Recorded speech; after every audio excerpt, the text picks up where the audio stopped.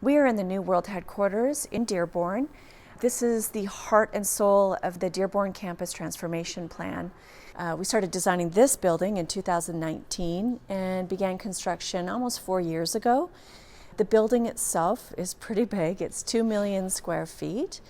It's designed to accommodate upwards of 10,000 people. It will host 6,000 people when it hits capacity, first phase.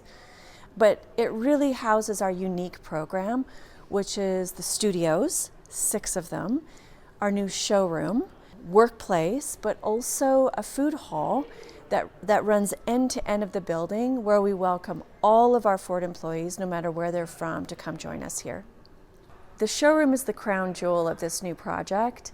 So its principal function is decision making. It's where we showcase our new product and our executives make decisions about what we will take to market. But it's also meant to be a serious space where we focus our attention on the right things. You know, some of us joke that it feels like the James Bond villain's lair, and it really does, because it is impressive. When you're in it, you feel like you are in the center of automotive design. If I were to summarize the purpose of this building, it is cultural and behavioral change. And a part of that is to help our employees understand that there are different ways of working.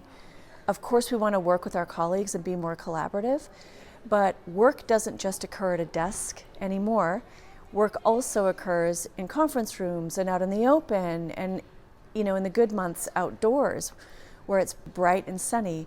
And so we've designed all of these different ways of working, locations to work, where we're inviting our employees to try, you know, collaborating in a different and new way.